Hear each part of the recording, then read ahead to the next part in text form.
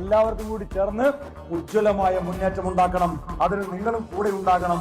ആ കൂടെ ഉണ്ടാകണമെന്ന് ആവശ്യപ്പെടുന്നതിന്റെ പേരാണ് കമോൺ കൊടുവള്ളി.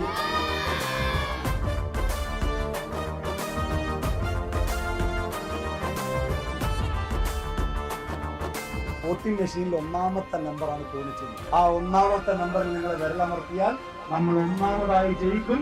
ഒന്നാമതായി ജയിച്ചാൽ കൊടുവള്ളി മണ്ഡലം കേരളത്തിലെ 1-ാം നമ്പറാക്കുന്ന പ്രവൃത്തി ഞാൻ ഏറ്റെടുക്കും.